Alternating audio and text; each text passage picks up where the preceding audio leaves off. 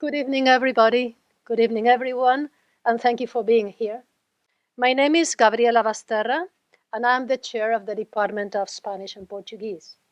On behalf of the Espacio de Culturas team, I am delighted to welcome you to our third event with Djamila Ribeiro, whom we are fortunate to have with us as this year's Andrés Bello Chair in Latin American Culture and Civilization. We thank the Center for Latin American and Caribbean Studies and its director, Dylan Robbins, for co-sponsoring Professor Ribeiro's public programs this semester. And warmest thanks also to the Espacio de Culturas director, Jordana Mendelssohn, and Assistant Director, Marina Garde. Before we begin, we acknowledge with respect the Lenape Nation, whose traditional homelands NYU now occupies. We recognize the long-standing significance of these territories for Lenape communities past and present, and also for future generations. Even as we work to increase the historical awareness of indigenous exclusion and erasure, we acknowledge the effect of that legacy in educational institutions at NYU and all over the world. We are committed to foregrounded indigenous voices, histories, and life worlds in allyship with indigenous communities across the Americas. Let me now say just a few words about the Andrés Bello Chair. Officially inaugurated in 2001 here at KJCC, this endowed chair honors the Venezuelan-born humanist, diplomat, poet, scholar, legislator, educator, and public intellectual Andrés Bello, who lived between 1781 and 1865. Bello, we could be talking about him all evening, wrote poetry, history, legal works, and was a remarkable philologist of the Spanish language who compiled one of the most important Spanish grammars, modern grammars, for the Americas. Andrés Bello is also remembered as the founder of the University of Chile and a great promulgator of Chile's civil code. During her Andrés Bello chairship this year, Djamila Ribeiro is offering a graduate seminar on feminisms from the South and is leading 4 public events, of which this is the third.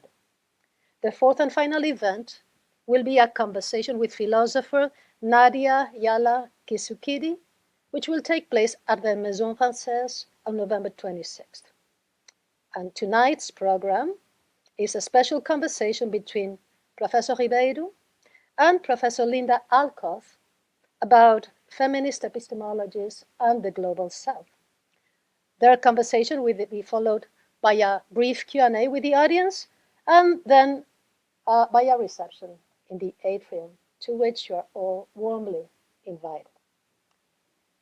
And now, at last, I am honored to introduce Professor Djamila Ribeiro, a philosopher and journalist. Djamila Ribeiro holds degrees in philosophy and political philosophy from the Federal University of Sao Paulo.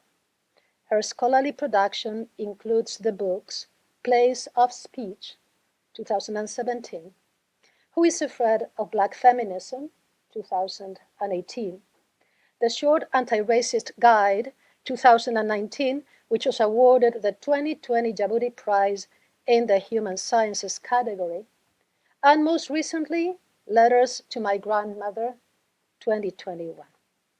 As a journalist, Ribeiro has published in a variety of venues in Brazil, including Carta Capital and Folha de Sao Paulo. She has received numerous accolades and recognitions in Brazil, Europe, and the US, including honors from the Paulista Academia of Letters, the United Nations General Assembly, and the Inter-American Dialogue at the headquarters of the Organization of American States, OAS. Dr. Linda Martín Alcoff, who we are delighted to have here tonight, is a philosopher and a professor of philosophy at Hunter College and the Graduate Center at the City University of New York. Her books include Visible Identities, Race, Gender, and the Self, 2006, which won the Frantz Fanon Award, The Future of Whiteness, 2015, and Rape and Resistance, 2018. Professor Alcoff has also co-authored, edited, and co-edited a dozen of books, and I emphasize the co-authored and co-edited. I think we need much more collaborative work. And Linda, you really are an example for us, a source of inspiration. And she has written over 100 journal articles and book chapters. Her public philosophy appears regularly in the New York Times, Aeon, the New York Independent, and other publications. A recipient of many honors and awards, including a honorary doctorate from the University of Oslo, last year, Linda Alcoff was elected to the American Academy of Arts for her work in philosophy. So please join me in welcoming Djamila Ribeiro and Linda Alcoff.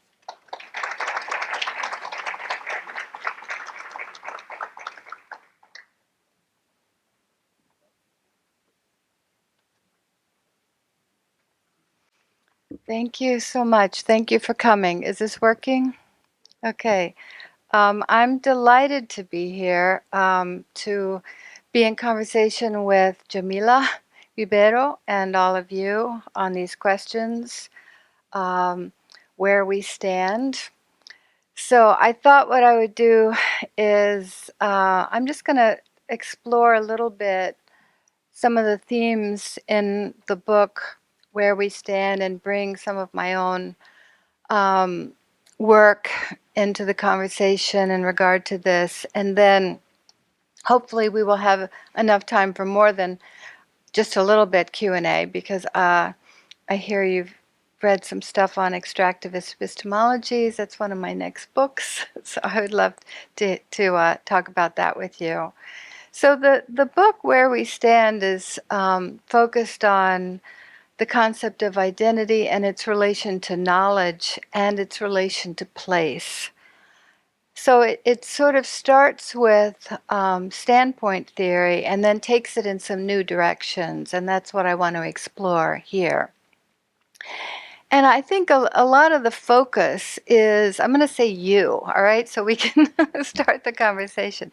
A lot of your focus is on the need for specificity to describe the particular standpoint of Black women in Brazil as the other of the other, as you put it. The other of the other represents the idea of being marginalized by multiple social movements, right? So marginalized by social movements that are mobilized around gender, also marginalized by social movements that are organized around issues of race. And so the point is to take up the specificity of this space, the specificity of this experience.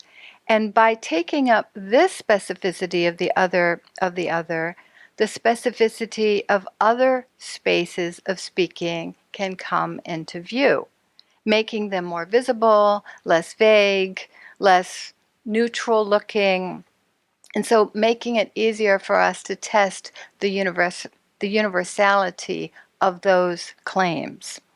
So it's not just about making this space of the other visible, but making that visible makes the others visible in new ways.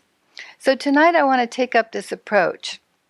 One of the things that you say toward the end of the book is that the project is not to come up with a true epistemology, but to call for reflection.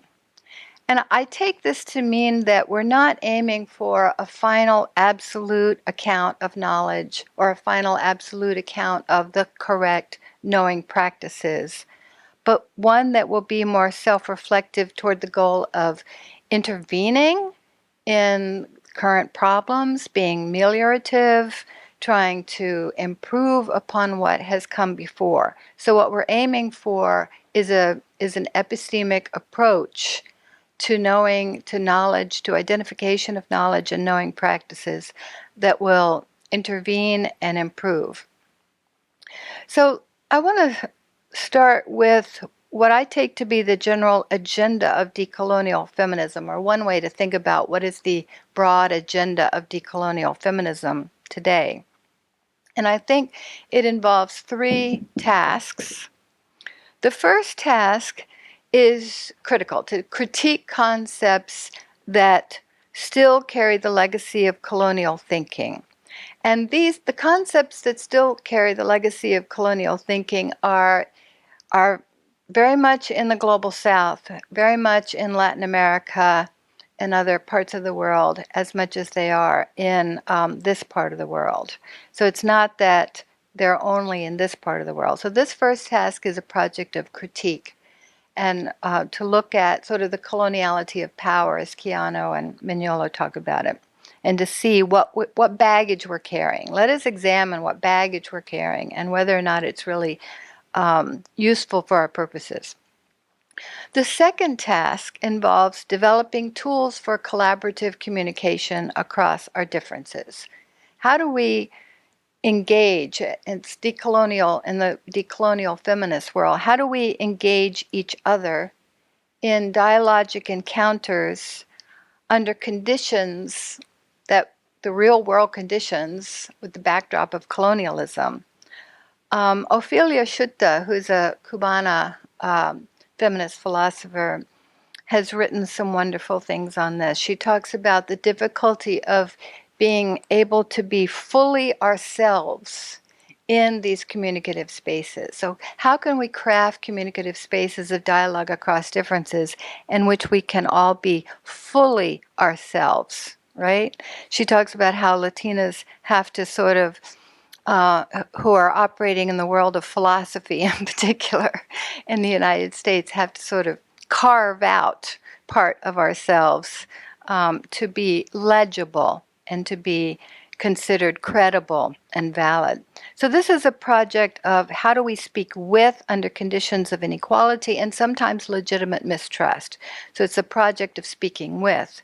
And then the third one is how do we reconstruct theory with an eye to both the local and the global. This is an idea that Chandra Topati Mohanty has emphasized in all of her work.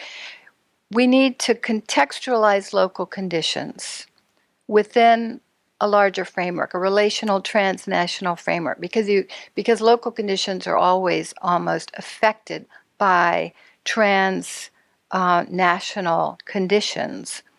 But we want to also center the local, chart the local in relationship to that global causality.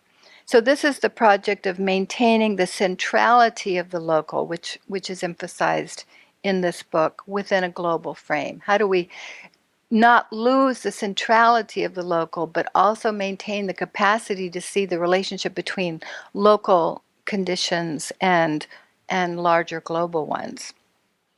So I think Where We Stand contributes to all 3 of these tasks of decolonial feminism in ways I'm going to try to enumerate a little bit.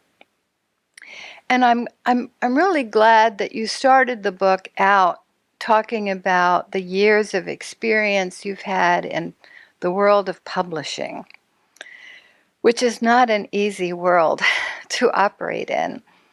Publishing and translating Black feminist theorists, making this work available. This has had an impact on the public sphere in Brazil. It has had an impact on the social imaginary about who can be a theorist, right? Who can write theory? Who can be a leader? And you've obviously been an activist in this domain to overcome the obstacles to inclusion and to public understanding. And I was thinking about Toni Morrison, who also, as you know, worked in publishing for many years and was one of the first to publish Angela Davis. She talked to Angela Davis into writing her autobiography. She also published Huey Newton, Gail Jones, Toni Cade Bambara, and others. And clearly, Toni Morrison's work in publishing others was not unconnected to her ability to publish her own fiction eventually. She was helping to create a space, a conversation, a kind of literary community that hadn't really existed before that in the big mainstream publishing world. A community that would not only cater to existing audiences, the people who are already buying books and going to libraries, but helping to create new audiences in new ways. So I think Morrison was helping to expand and alter the social imaginaries that were circulating in multiple communities, not just the social imaginary of the big mainstream, but also the social imaginary operating in multiple communities, overlapping communities, as we often operate in overlapping communities. So the work you've done in publishing has clearly helped expand the public sphere in Brazil to make visible Black feminism, to respond to male dominance and white dominance and the particular forms these take in Brazil. And I was mentioning Teófilo Reyes, who has written about the ideology of racial democracy, which has been strong for a long time, and has made it difficult in Brazil, even in the academy in Brazil, to explore the effects of racism in the society. And it still adversely affects the hiring system for faculty in Brazil. So the ideology of racial democracy, which you may or may not be aware of. How many people are aware of the concept of racial democracy in Brazil? Okay, so some of you, yeah. It's fairly distinct in Brazil, but it's not totally different from other forms in other parts of Latin America. There's versions of mestizaje in which there's an emphasis on the fact that we're all mixed, which is true, and which has been denied in the past. But the idea is that because we're all mixed, therefore there's no need for an accounting of racism or a call to account of the nation's history or an exploration of settler colonialism's diverse effects on different groups, right? So racial democracy and mestizaje have both worked in that way. Now there's a sustained effort in Colombia and Mexico to unearth these histories, but it's an ongoing struggle. I think compared to the United States, I do think in some ways Latin America is ahead in some political movements and political theories. In the theoretical analysis of femicidio, for example, the targeting of the state, when we were, having all of our demonstrations for the Me Too movement a few years ago, our slogans were not as strong as theirs. Their slogans were targeting the state and the police as complicit, right? I'm sure you saw some of those where they were saying, you are the rapist. And they were targeting the police and the state as perpetrators of rape in a much more direct and unafraid way. So, let me go back to the book here. The book counsels us to reject racial democracy. So let's turn toward, for the remainder of my remarks, rather than away from difference and specificity. And I want to talk a little bit about feminist epistemology and feminist standpoint theory, which is a loose amalgam of works that are still in process today. That are arguing why the situatedness of the theorist is relevant, why scientific research teams need to be diverse. These views are still controversial in some worlds of theory. So let's look at some of the controversies here. I think what these views do is inevitably break down narrow ideas of expertise. So what's being challenged here in standpoint epistemology are normative, usual ideas of expertise. We might end up retaining the concept of expertise, but we can talk about it, as I've heard recently, as with and without pedigree.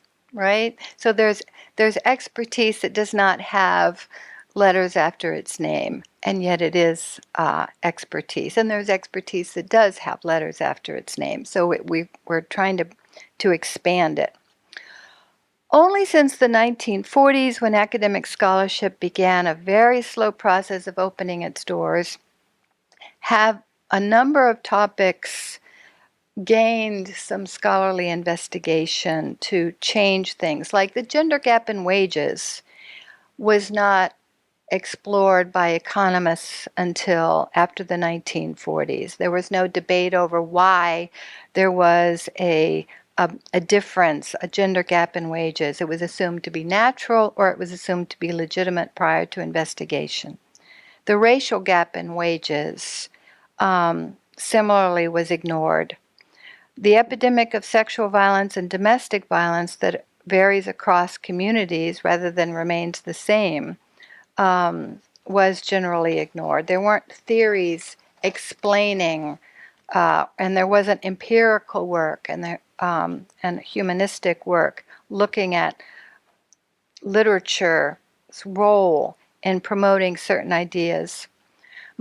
And this, I could give a million examples. One of the ones that I just gives me sort of delight over the last few decades has been that we now know that there are 450 species of insects and non-human animals that engage in same-sex behavior. You all knew that, right? Yeah. It is natural. It is in the natural world. And there's a variety of ways in which, of course, the scientists look at same-sex behavior, but some of it does involve, orgasm with primates. They can actually put it in some electrodes and test for orgasm. And there's some serious humping going on among all these different kinds of creatures. And now there's this huge debate among evolutionary scientists over how is this adaptive, which, sometimes can be the result of a certain adaptive ideology that everything has to be adaptive. But now there's this big debate. It's everywhere. So why is it everywhere? How does it function? What is its role? In every case of these different scientific discoveries, the identity of researchers has made a difference in opening up these lines of investigation. Another favorite example I have is the Laysan albatross. The Laysan albatross, they look like kind of penguins. They're birds that stand up. And they, if you've seen the Penguin movie, they kind of mimic what the penguins do. They pair bond. So a male-female get together and an egg is hatched, and then they spend a number of months in the year with each other protecting that egg. And there's many, many thousands of these on the island of Oahu in the Pacific Ocean that scientists discovered and have been studying for a number of decades. One of the things scientists know is that a female Laysan albatross can only produce a single egg in a period of time. So the pair bonds each have one egg, except that they don't.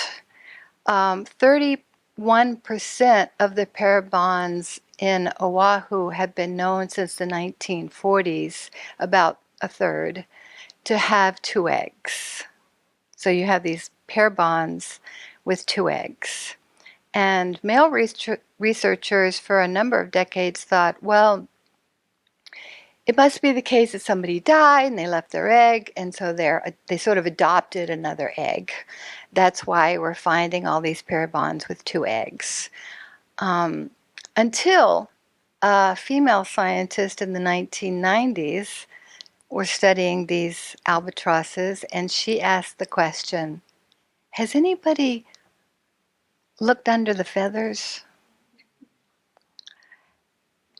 Guess what? Those pair bonds are female-female. So a third of the Laysan albatrosses in Oahu are female-female, and that's why they have two eggs. Now, the eggs are still going to have to get fertilized by a male, but they're female-female pair bonds, so a third of them are lesbian.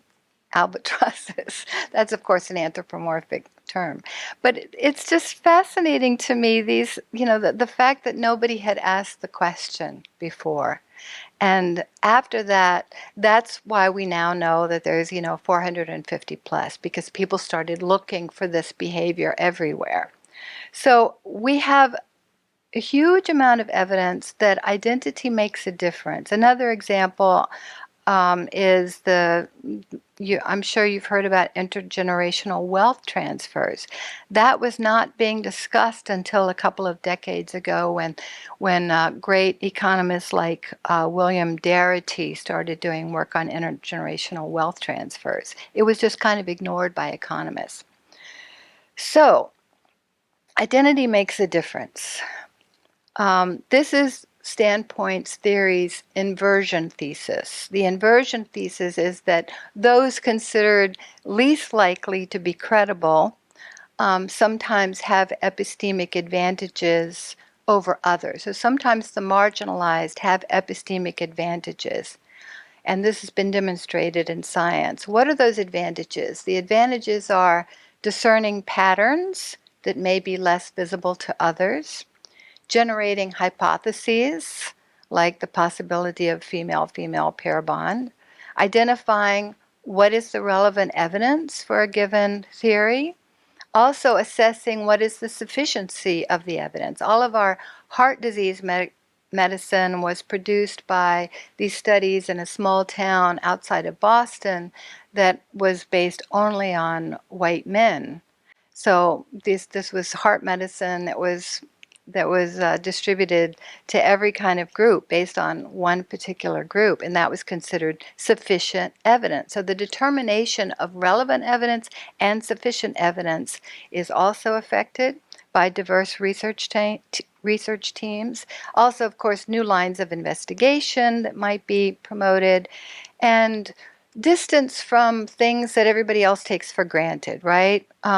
Not being as inculcated into the general sort of ideology or the general sort of set of assumptions in a particular domain. So the point of Standpoint is to expand knowledge. It's to improve knowledge and to think beyond what is currently intelligible in the mainstream, that women's lower wages are natural and justifiable. So to generate hypotheses about why this might be so, that then can be empirically investigated. Standpoint isn't about giving absolute credibility or absolute acceptance of marginalized claims. It's about starting research from different spaces and having diverse research teams at every step of the way. So there's no question now that identities are relevant to knowledge, but the claim is continually attacked. So let me turn to that in the last section. I want to look at some of the ongoing criticisms of Standpoint or of situated knowing or the need for diversity in knowledge practices. And I'll talk about three that I think, although many of us have provided responses to these for years, they're still sort of out there when we get outside of women's studies departments and certain kinds of departments. So there's three I'll discuss very quickly. One is essentialism, one is reductivism, and then a third is a little bit more complicated about the worry that democratic deliberation will deteriorate if we enshrine interest group politics over deliberation across differences toward common goals. So first, I'll just quickly respond to these. We can talk more on Q&A or extractivism or whatever. But on essentialism, I think we can say that essentialism is a danger, but it's not an inevitability when we start thinking about the relationship between identity and knowledge. And my approach is always, it depends on what your theory of identity is, right? And how you understand it operating. And my approach is always to historicize identities, to understand their formation as formed through historical macro experiences, their borders as variable, their characteristics as historically produced. And I think that the historical approach to identity should be more easy in this hemisphere, broadly, the Americas, more than any other, but it is ubiquitous after modern European colonialism, which is not the only source of movement and dynamism, but the movement and dynamism of modern European colonialism brought new identities into existence in a variety of ways. So identities are historical formations, not just in terms of the concepts that governments give us to name ourselves and others, but it's our subjectivity, our way of being in the world, our way of inhabiting our communities, our way of relating to others, our assumptions of entitlement or not, our forms of sociality and relationality. All of these are produced in contexts and in environments within history. So this means we're constituted from the outside in as well as the inside out. So we don't have opposition. We don't have natural oppositional interests or even oppositional ways of being in the world. Human social identities are always much more dynamic than this and subject to change. So there are essentialist takes on identity. There are people who write with essentialist views of identity, but these are not what most of us are arguing, and certainly not in the world of standpoint theory. The second claim is in some ways more interesting, which is reductivism. And this is a concern often voiced by those of us who are marginal in one way or another. Nobody wants to be reduced to our identity. Nobody wants to be interpreted always through our identity. We don't want to be seen as incapable of escaping our identity. While usually we cannot escape our identity, whereas those who are not marginalized are seen as capable of escaping their identity to the world of theory or to the universal. So there's an affective component, I think, to the issue of reductivism. It can be painful to be seen as, right? To be identified in that way. Which is why I have always found Pat Parker's formulation of the situation to be exactly right. And her poem, which is called To the White Person Who Wants to Be My Friend, this is the first two lines of the poem. She says, "First thing you do is forget that I'm black. Second, you must never forget that I'm black." Logical contradiction, but not really, right? It's exactly right. That it is a part of ourselves, and yet it is not the explanation, the cause. I think this is the way many marginalized folks feel about our identities. Don't assume it's relevant all the time, but don't assume I'm transcendent of the history of my people. So not having a reductive attitude toward identities can require reflection and work. But it's possible. Reductivism is not an inevitable outcome of acknowledging the importance of identity. And then finally, I want to say a word about this idea of deliberative democracy. This is a more serious issue of concern. The question is, a number of political theorists have raised this for the last several decades.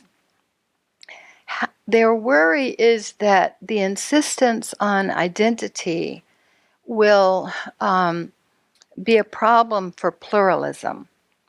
It will decimate the possibility of coalition, of solidarity, of maintaining plural communities. So here I want to introduce some ideas of a theorist named Zahi Zalloua in his book on solidarity and the Palestinian cause, which is a great book I highly recommend. It's subtitled Indigeneity, Blackness, and the Promise of Universality. And one of the things that Zalloua does in this book is he draws a distinction between the Zionist representation of Palestinians and the Palestinian representation of Palestinians. And that's what's useful here. The Zionist representation of Palestinians is varied, right? Not all are genocidal or murderous. Some liberal Zionists seek to acknowledge the land rights and the quest for national sovereignty of Palestinians, right? But both of these approaches, the genocidal one and the liberal Zionist one, are Zionist representations of Palestinians, Lewis says, in the sense that they're both Eurocentric. They're both Eurocentric since these approaches take what the settler wants and then extends it to the Palestinian, or not, right? But it cannot imagine another agenda, another way to be, another world, a desire not to assimilate to the terms of European justice or to the terms of European nation statehood, but to live differently. And this living differently is not easily intelligible to outsiders. Zalua calls it a Palestinian consciousness of Palestinian identity, of Palestinian indigeneity, which is different from European ideas of indigeneity, he argues. See, you got to read this book. It's very, very interesting, very relevant to today. He says the Palestinian identity, according to Palestinians, is not wedded to ethno-nationalism. Historically, it hasn't been. Edward Said, of course, wrote about the rise of Arab nationalism in his autobiography, Out of Place, another book to recommend, which and Arab nationalism arose during his youth, rather brilliantly wielded by Abdel Nasser as a way to ensure as much Arab sovereignty as was possible in the region, but at the expense of the way of life that came before, in which they're in Egypt, and Said's family had to go after the Nakba. In Egypt, there were multiple religions, languages, ethnicities, and economies commingled, sometimes without benefit of nation-state official recognition. This is why some Zionists say there was no Palestine before the Nakba. Nothing that was torn asunder in the sense of a political entity that was legible to them. So this is similar, I think, to the struggle of many indigenous groups around the world, certainly in Latin America, who are aiming for buen vivir, el otro mundo, not necessarily nation-state recognition in the same form. So the point is, we cannot take the apparatus of the nation-state and European conceptions of democracy as the singular route to peace and an end to war. And this is a simple point, and yet it is invisible in the New York Times, which I have not had anything in for quite a while, so I don't regularly publish in there, but I have in the past. There's some good folks there still, but you just don't see this in the discussions in the New York Times. So let me end by turning back to your book. I love the passage that you quote from Grada Quilomba when she says, quote, "There is no apprehensive fear that if the colonial subject speaks, the colonizer will have to listen." Sorry, let me read that again. There is an apprehensive fear that if the colonial subject speaks, the colonizer will have to listen. He would be forced into an uncomfortable confrontation with other truths that have been denied, repressed, and kept quiet, unquote. So I think the sometimes hysterical attacks on identity politics have been motivated precisely by this fear. But the concept that you developed, the concept of where we stand, I think is so evocative of place.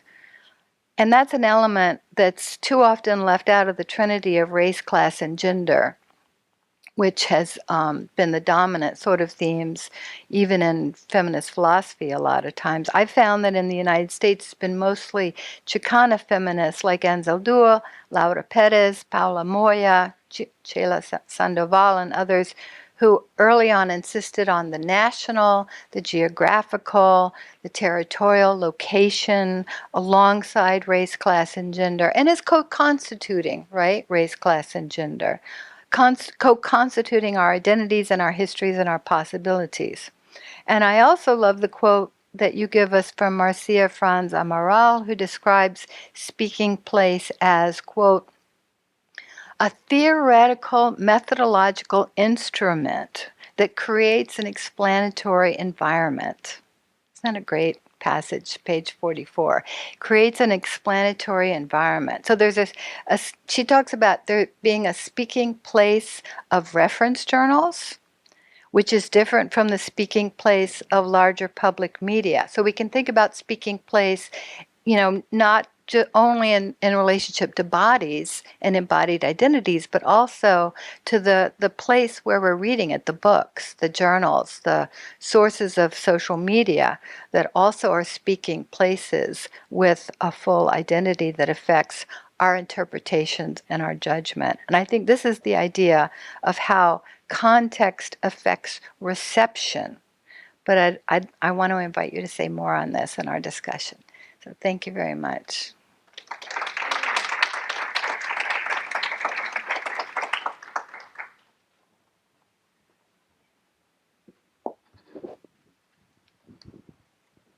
Thank you so much, Linda, for your remarks. Um, for me, it's a great honor to be here with you because you are such a reference, especially for this book. And in Brazil, the discuss on identity is still a hard discussion because of the racial democracy myth, the denial of racism in Brazil, but also because in Brazil there is a Marxist tradition that put class above all the others' oppressions. So when we speak about race and gender in Brazil, still they have this kind of hysterical behavior saying that it's not about being black, you are so fixed on identity. And what I learned, of course, reading your work and the work of some Afro-Brazilian feminists, is that it's not about that we are fixed on identity, but you needed to understand how these identities historically were built to be the norm and others to be oppressed. So we are discussing that in our classes. And here during the seminar, there are some of the students here. And I wonder if you could talk a little bit more about the importance of identity to be able, of course, to understand the standpoint theory, speaking place, but also because a white male, he doesn't see himself as specific. He thinks still that he is universal, but whiteness, you wrote a book about that, is also an identity. So this relation between not only identity is not only about to discuss the reality of oppressed group, but also to understand these identities who were historically put in this place of power. Yeah, whiteness is its own thing. It needs I did write a whole book on it and I'm still writing on it because it needs its own analysis. And I do think that the desire not to talk about identity and not to hear from non-white perspectives on identity is about maintaining whiteness as the neutral. Right? So when you allow this conversation to occur, then whiteness becomes visible and it becomes subject to examination and subject to analysis. And it's very uncomfortable, I think, in our society at this point, is to talk about whiteness. There's a fear of blame, a fear of shame, a fear of reductivism, right?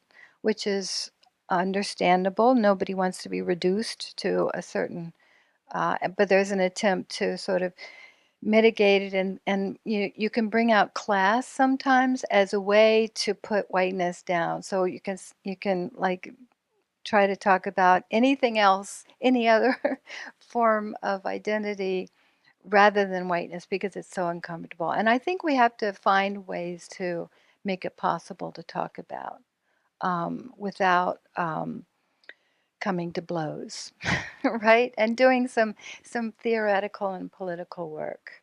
So I think there's one thing that I suggested in that book on whiteness is to take, which I think is kind of a descriptive claim, is to take W.B. Du Bois's notion of double consciousness. And I think that that is applicable and being applied in some cases in the experience of whiteness in multiracial societies today, in which there's a diversification of the public sphere and what people can say. So what do I mean is that white people may be aware of how the joke that they're laughing at, but also be kind of aware of how that joke might be heard by somebody else, right? So there's an awareness that didn't used to exist about multiple interpretations of the word we're using or the joke that is being told. So there's a kind of double consciousness. Now the difference from Du Bois is, for Du Bois says, you know, there's a double consciousness of knowing how one experiences oneself inside, and then knowing how the racist is viewing one. So, in other words, you're getting wrong information from the outside, and you try to hold on to your right information inside your community, right? So you have to deflect the information from the outside. It goes the other way, I think, with whiteness, in that you might be getting sometimes wrong information, but sometimes actually useful information from the outside, right? You might be getting helpful information for you to understand yourself from the outside. So to block that information by not wanting to talk about whiteness or not wanting to talk about how identity affects our interpretation of things is blocking knowledge that actually is useful for, and it's often used for people who avow that they want to be anti-racist. They want to live in a society with less racism. That information is useful. And so it works differently for white people, I think. Mhm.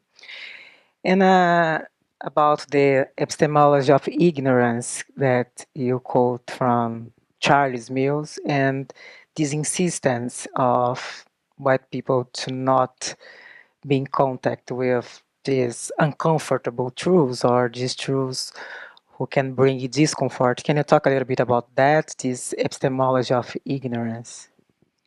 Yeah, the idea of the epistemology of ignorance is that it takes work to maintain.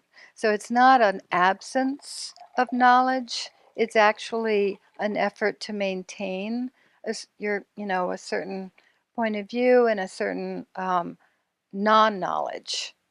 And the example I use when I'm teaching this concept is when my youngest son came home with a D in gym class. And my husband said, you know, you have to work to get a D in gym class. You show up in gym class, you're going to get a B. But if you get a D in gym class, you've really worked at it. And ignorance of things like racism in our society really requires some choices people are making and some work on their part. So it's not a lack, it's actually an action. I recently did another paper on Charles because I think it's important to know that I think he developed this concept in the 1980s in the Caribbean, and he was a member of the Workers' Party of Jamaica. He could not say that during his lifetime because he could have been deported. It was a communist party. So he was in this country in some ways illegal, and he was nervous about that until the day he died, sadly. Because when you immigrate to this country, you get asked a question, have you ever been a member of a communist party? And if you have been, they have a right to deny your entry. But he was involved in the Workers' Party in the 1980s, and he was developing his concept of white ignorance. And that's, he spent a lot of time and did some excellent work on white ignorance. But I think it's interesting to see that he also thought epistemology of ignorance worked to enshrine certain ideas of expertise in left-wing vanguard parties, in which those with book learning could direct strategy, and people without book learning who couldn't quote Capital Volume 1, all the time, were sort of shut out of strategic decision making. And he saw this as responsible for the assassination of Maurice Bishop in Grenada, the New Jewel movement, which is a real tragedy, which is a long story, but he interviewed 8 members of the New Jewel movement and anonymously, and found to try to find out what happened, because it was so sad. It was like he was a socialist. He had huge amount of support, and the party assassinated him. And he thinks this colossal mistake happened in part because of the command structure within the party that validated certain people as having absolute, knowledge, and others as having none. And the weird thing about it, too, is that in the Caribbean, there's a really strong tradition of resistance on the ground outside of universities, right? There is this, he wrote a whole paper on this concept of smatitizing, which I'd never heard of before until he explained it to me. It's this concept of of putting one's subjectivity forward as, as being worthy. So it's rejecting a sort of subaltern sort of imposition on one's subjectivity. So there's a strong tradition in the popular culture, in other words, in the mass culture, in the mass sort of conversation about resistance.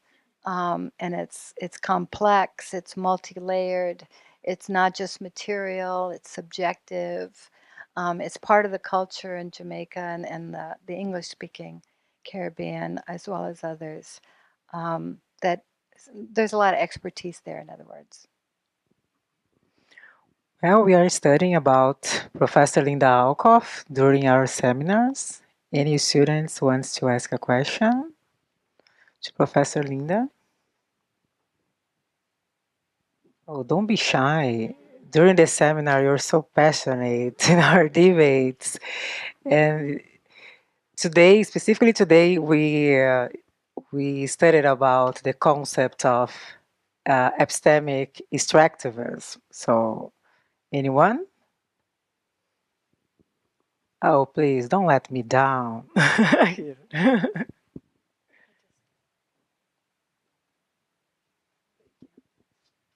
Hi, I had a question about, you spoke a little bit about region and local specificity and kind of having in tension the local and the global, and finding ways to create work that speaks to both without losing the local as a focus.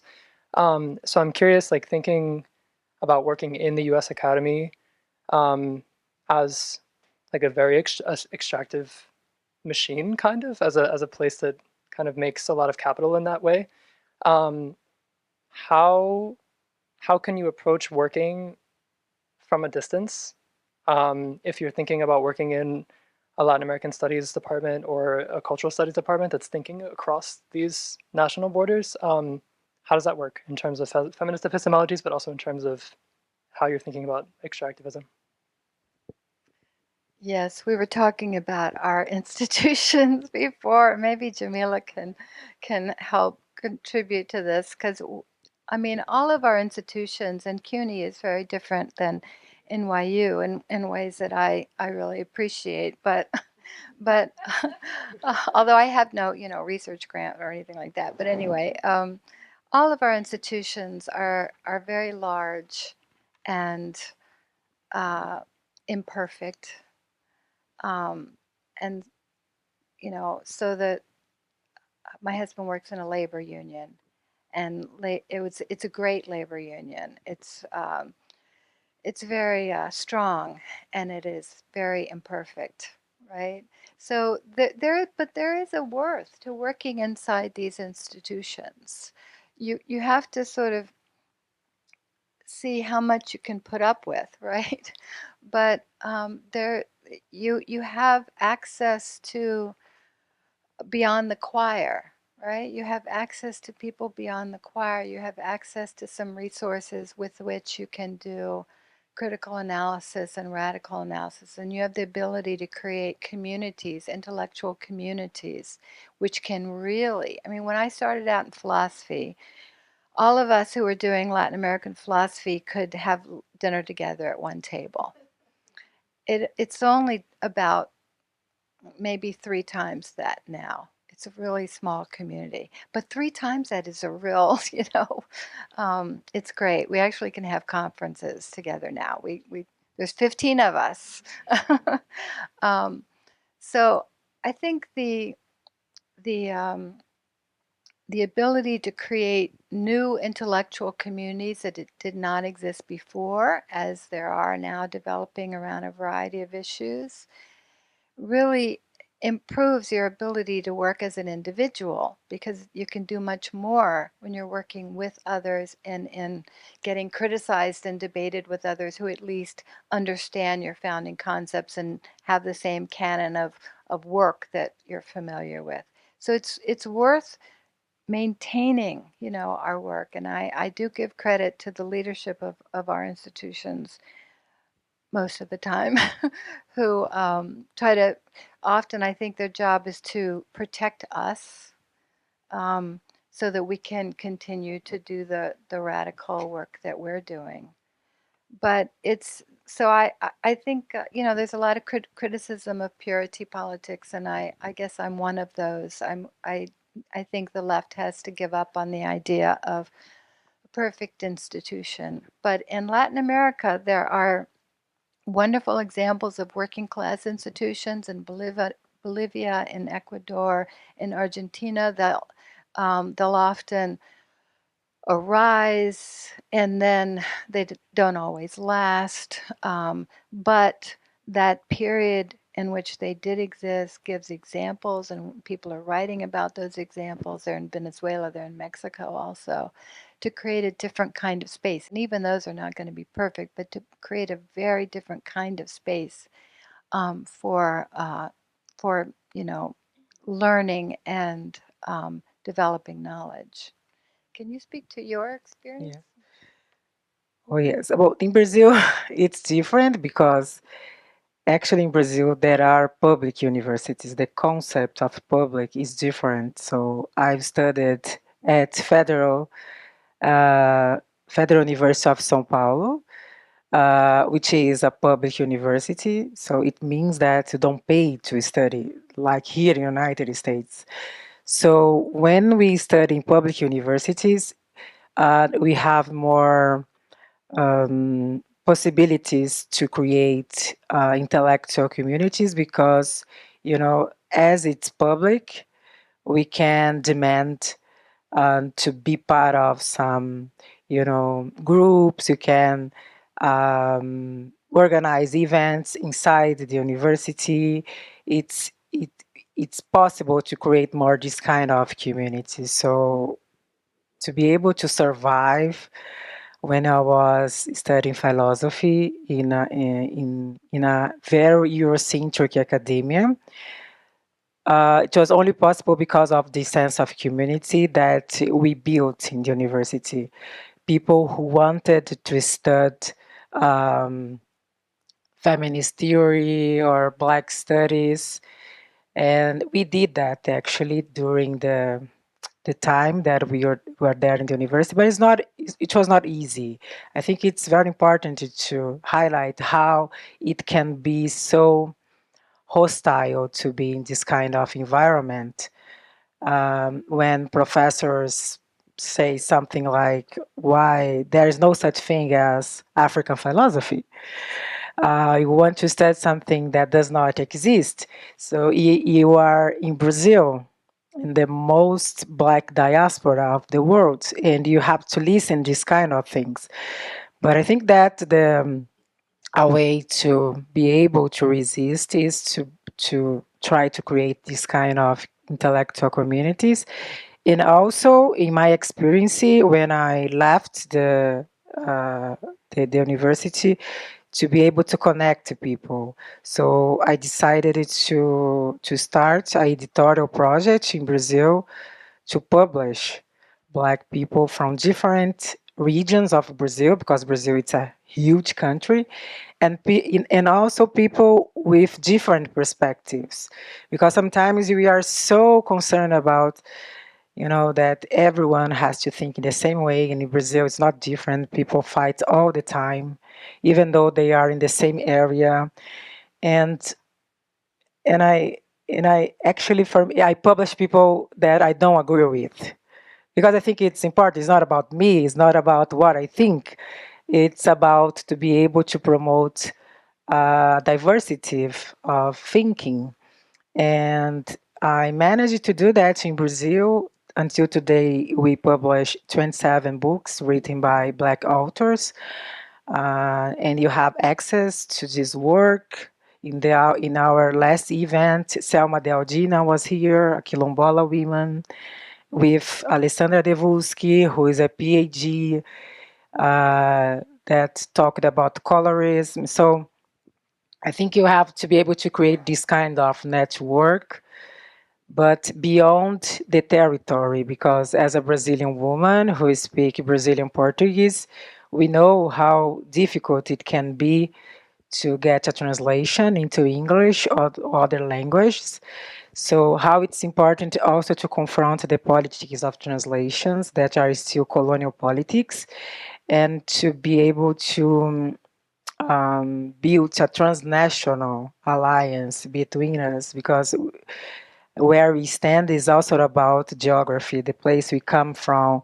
When you come from the global south here to the global north, the challenge that you have to face in order to have our work available in different languages. So with this project that I run in Brazil, we managed to translate 7 authors into French, 3 authors into Italian, but in English it's so difficult. United States only translates 3% of books per year, 3%.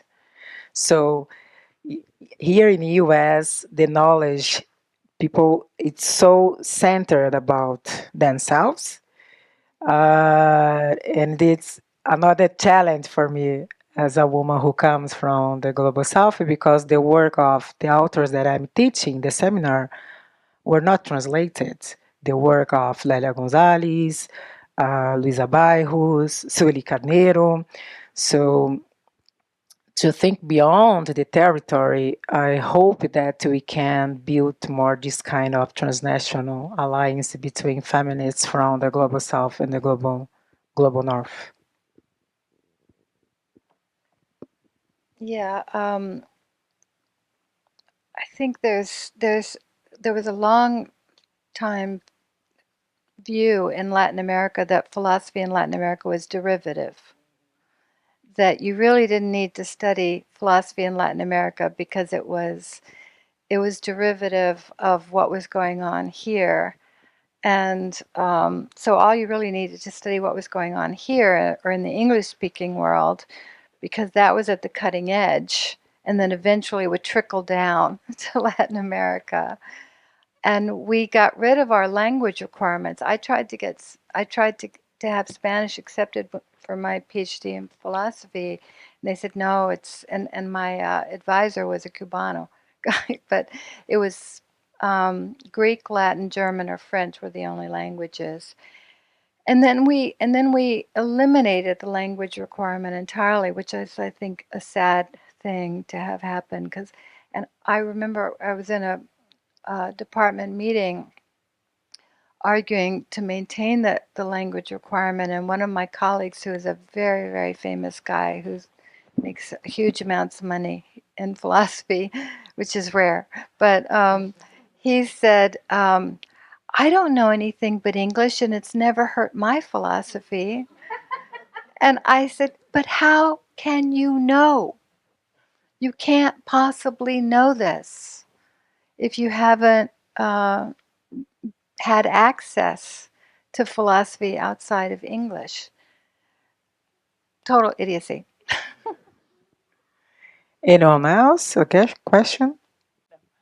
Hi, I wanted to ask about thinking this week about the death of Gustavo Gutierrez and Enrique Dussel in the fall, the legacies of liberation theology and any of the kind of pedagogical and historical traditions. Is there movements and discussions that are rising from that in the feminist realm that you see having similar resonance when you spoke about being an advancement in Latin American contexts and feminist thinking? I would just be curious about those links and your views on that.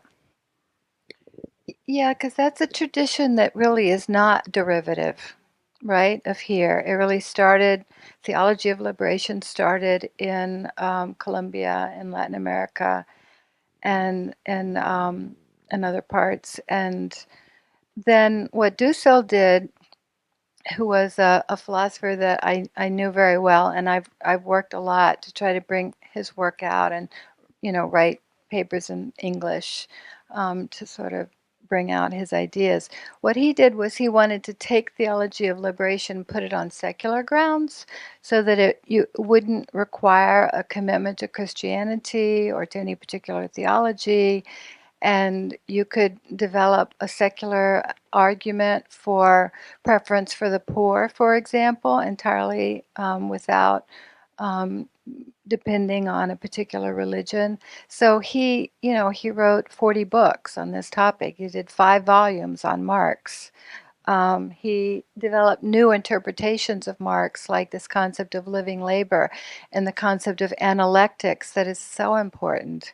The concept of analectics is that Hegelian dialectics, which is a 2-term system in which you have a view and then a counter view, or a thesis and an antithesis, remains sort of within the system. And so analectics is defined as that which is not legible, as I was referring to in my talk, that which is outside.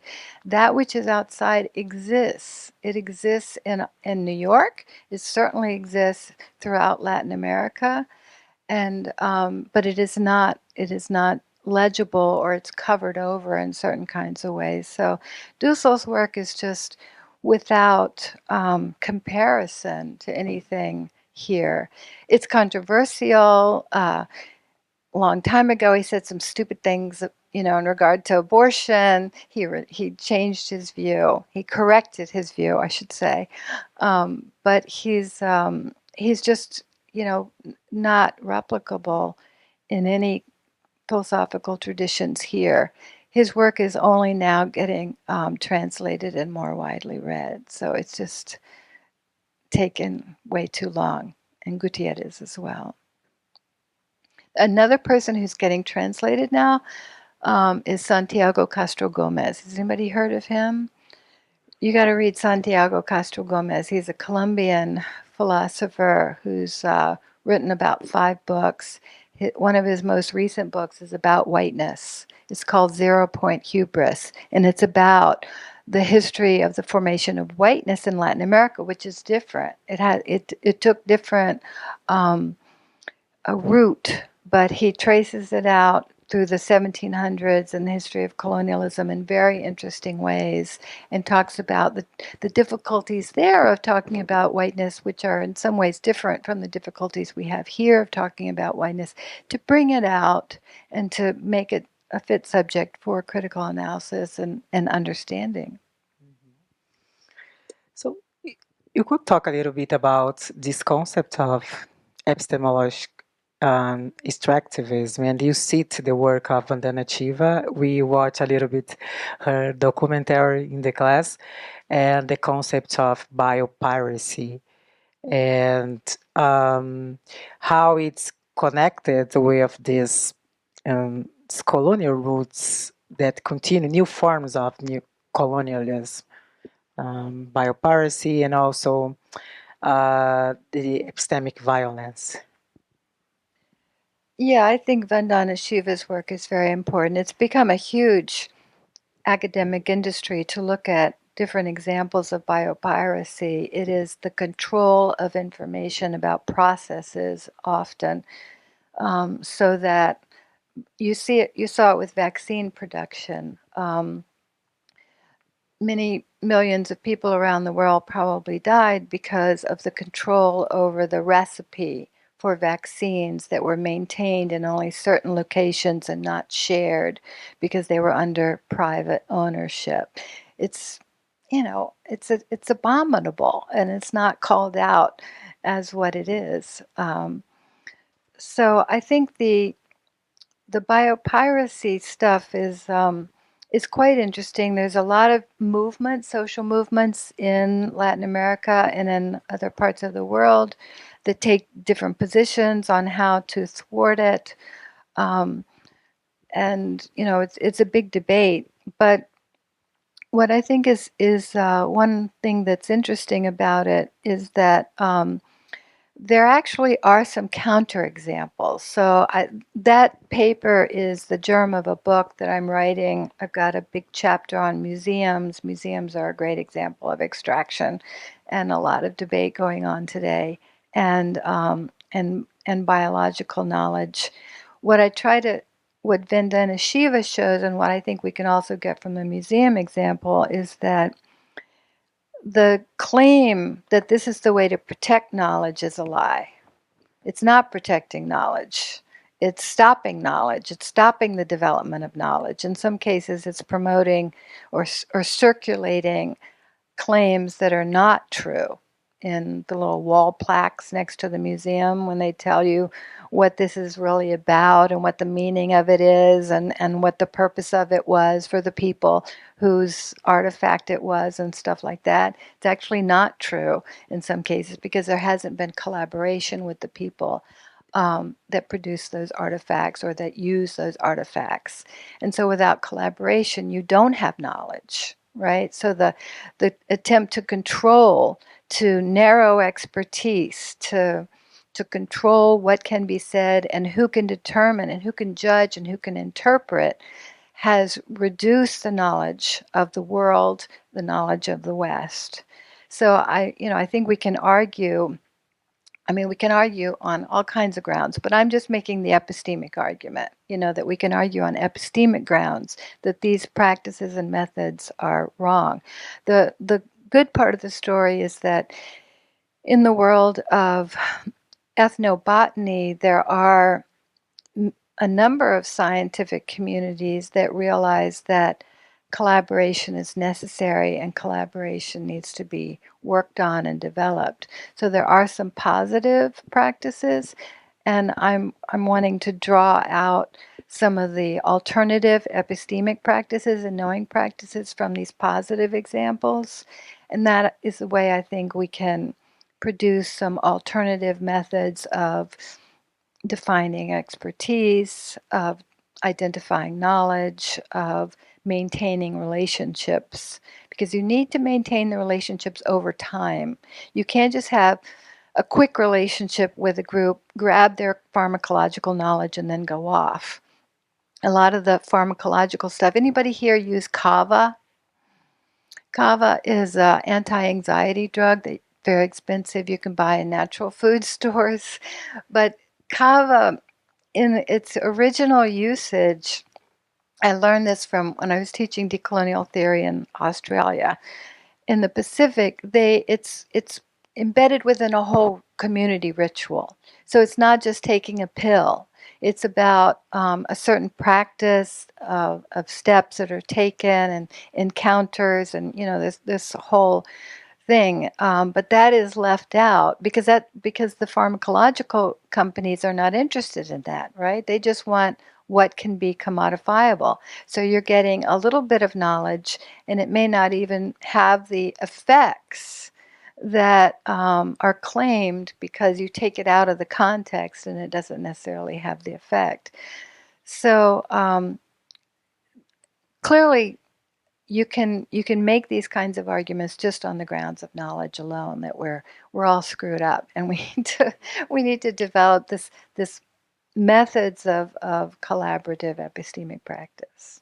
And that requires maintaining long-term relationships. And sometimes that requires letting some knowledge projects go, dropping some knowledge projects, so that you can maintain relationships between communities, which may be vital for future knowledge projects. Thank you very much for your talk and conversation. Muito prazer de escutar vocês, conhecê-las em pessoa também.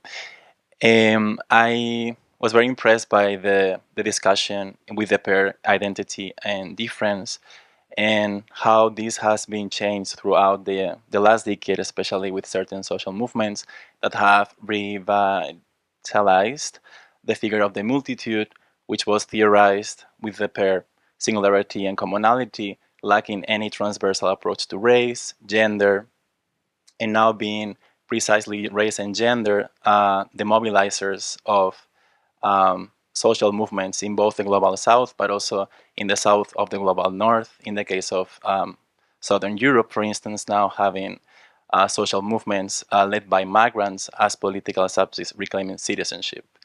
I was wondering, in this space of internationalism that identity and difference can lead to beyond the closeness of the subject as an isolated or atomized subject, where the university falls into place. I was wondering, here, having your expertise and public work coming from different university systems, one more private and one more public, how and in which ways, in your experience, but beyond, the university can take part in this internationalist feminist network that is epistemic beyond the classroom space, and that it is shown constantly in these reorganizations of the grassroots collectives.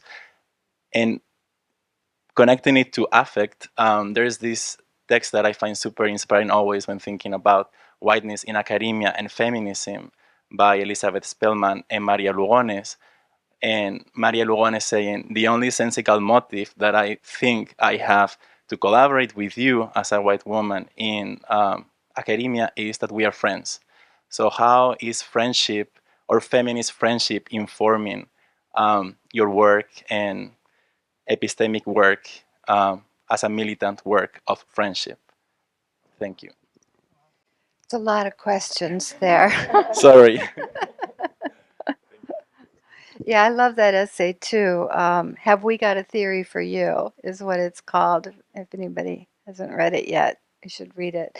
I think Maria Lugones, who I knew for 40 years when we were both young, was especially wonderful about talking about affect and anger and frustration, negative affects as well as positive affects.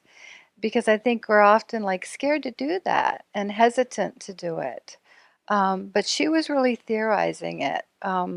We had a kind of a big conference in her honor shortly before she passed. She was still vigorous, still talking a lot.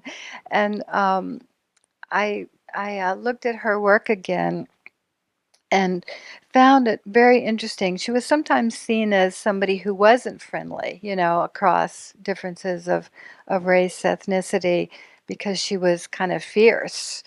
But if you read her work carefully, I think you see that she was engaged. I mean, to be angry is to be engaged, right? To express your anger is to have the hope that you're in communication, right? To leave and go outside of the room, that's another matter. But to engage with another that you're disagreeing with, even angrily sometimes, is a kind of engagement. And I argued that she made a distinction between that we can use Mao for, believe it or not. Mao wrote this essay on contradictions among the people and contradictions with the enemy. And so contradictions with the enemy are the ones where you begin to organize the arms, right? Where you begin to sort of figure out how to take the space and how to engage in some kind of militant activity. But contradictions with friends, contradictions with comrades, contradictions among the people, as Mao put it, was mostly what Maria was writing about. She was mostly writing about the conflicts that we have among ourselves as feminists, among ourselves as Latin Americans. And those are serious conflicts sometimes, but she was engaged and she was honest enough about her affect to make the possibility of the relationships really powerful. So I think it's difficult work to maintain those. But there's no common denominator of our identities that's going to make all of that go away, because there will always be some differences of experience, some differences of priorities, some differences of interpretation and judgment. And we have to find a way to maintain friendships and relationships and coalitions to the extent we can, despite the fact that we have these differences, and find a way to air them, but not assume they're ever going to go completely away. It's difficult work. I'm sure you have engaged in this work behind the scenes in the publishing world. Oh, yes. It's not easy to deal with a lot of different people, but I come from Brazil and I'm part of Candomblé, which is an Afro-Brazilian religion. And in Brazil, there are important Afro-Brazilian feminists who shaped their work based on Candomblé deities, gods and goddess. And for me, Candomblé is not only about a religion, it's also a way to understand the world. So you have different orishas. Each one has different characteristics. But in a shire is the time when we will call the god and the goddess to come. You have a specific sound and all of them comes. Even though they are different, they are dancing together. So when it's hard to me sometimes to deal with, human beings and egos, because it's very difficult to deal with egos, I try to remember that, Eshu is different than Ogun, and Oya is not Oshun. They are all different, but all of them are important to the shire continues, to the dance continues.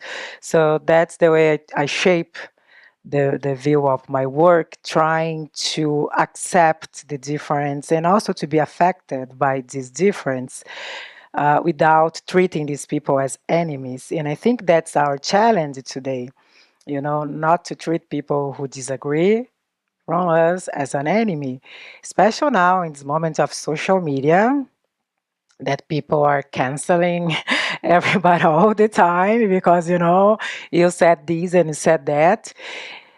It's important to not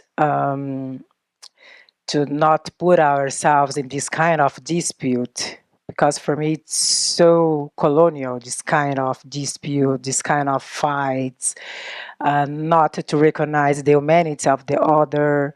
So you have to be aware to not reproduce the oppressions that you are fighting against. And you have to be aware all the time to not doing that. So for me, as a woman from Candomblé, I also shape my work in this philosophy of Candomblé to deal and actually to find the beauty of the differences. To find it's not only about challenge. It's also about the beauty of these differences.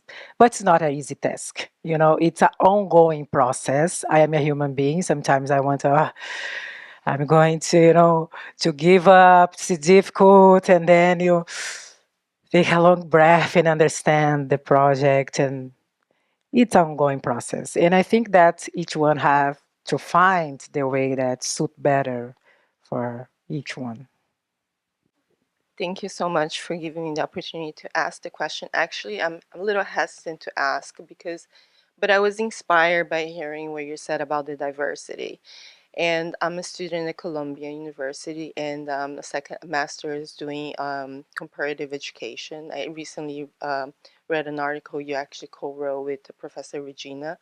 So I'm taking a course with her about decolonial theories, and I'm very much invested in liberatory pedagogy and new ways of knowledges. And everything I've learned so far and heard from you, and it's been very inspiring.